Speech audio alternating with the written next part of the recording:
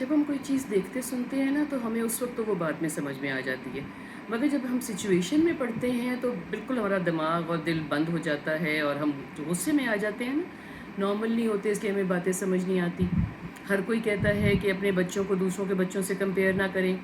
भले ये भी कहते हैं कि एक बच्चे को दूसरे बच्चे से कंपेयर ना करें। हर बच्चे की कैपेसिटी भी अलग है, कैपेबिलिटी भी अलग है, और कोई बच्चा किसी चीज़ में एक्सेल करता है, कोई बच्चा किसी चीज़ में एक्सेल करता है। तो एक बहन भाई को ये कहना कि देखो उसने कितने अच्छे नंबर लिए हैं, ये बच्चों को बहुत नीचे ले जाता है ना। हम जब किसी फिल्म में देखते हैं, कोई हम रील देखते हैं, क्लिप देखते हैं, वहाँ तो हमें ये बात समझ में आ जाती है।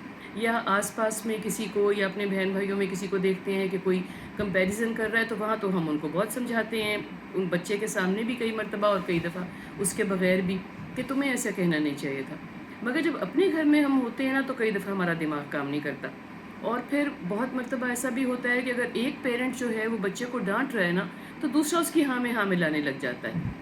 जितना ही नुकसानदेह है कि एक पेरेंट के अगेंस्ट आप जाके कहें कि ना डांटो या ना कुछ कहो, उतना ही ज़्यादा नुकसानदेह है कि आप उसके साथ मिल के बच्चे को डांटें। थोड़ा सा हमें ये देखना चाहिए कि आया जो बच्चा कोई काम नहीं कर रहा, उसकी क्या वजूहात हैं।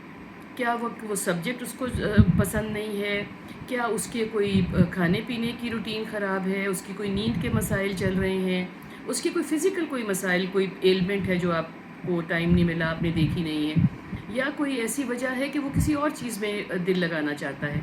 जैसे कि हम सारा वक्त कहते हैं होमवर्क कर लो, होमवर्क कर लो। बहुत मर्तबा उस होमवर्क करने में उसको हमारी भी ज़रूरत होती है। बच्चे कई दफ़ा बहुत सी चीज़ें इसलिए निगलेक्ट करते हैं कि आप भले डांटेंगे भी तो उनके साथ तो होंगे ना, मुलाजमों पे उनको नहीं डाल के रखेंगे, या कुछ माएँ जो हैं वो घर के कामों में बहुत मसरूफ़ होती हैं, वो फिर भी बच्चों को वक्त नहीं दे सकती। और जब उनको कहा जाए कि आपने बच्चों को टाइम नहीं दिया, तो वो क्या कहती हैं, मैं यही तो थी, मैं किधर थी, मैं इन्हीं के लिए पका रही थी, मैं इन्हीं की अलमारियाँ ठीक कर रही थी, मैं इन्हीं का खिलाड़ डला हुआ समेट रही थी, वगैरह वगैरह।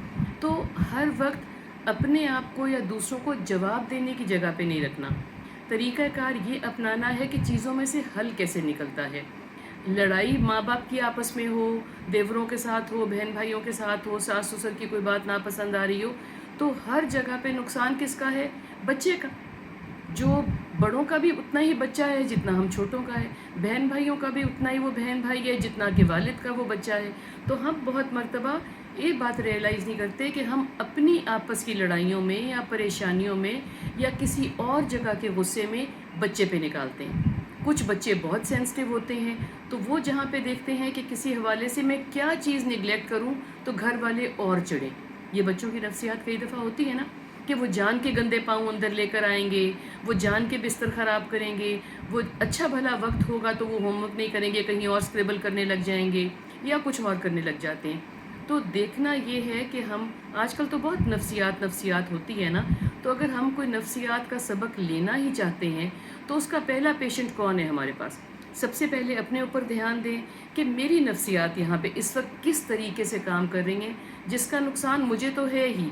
भले मैं किसी से बदला लेने की जगह पे खड़ा हूँ, किसी बड़े को तंग करने के लिए खड़ा हूँ, मियाँ या बीवी की आपस में कोई चपकलिश चल रही है, नुकसान किसका हो रहा है? जो एक बच्चे का नुकसान हो रहा है वो हम सबका बच्चा है। वो पढ़ाई के हवाले से हो, वो नींद के हवाले से हो, वो बिस्तर गीला करने के हवाले से हो, या वो सारा वक्त कह रहा है मुझे ये खाना पसंद नहीं है, वगैरह वगैरह। ध्यान इस बात का करना है कि जो वो एक बच्चे का नुकसान है ना, वो हम सबका नुकसान है। उस पर तवज्जो दें प्लीज़।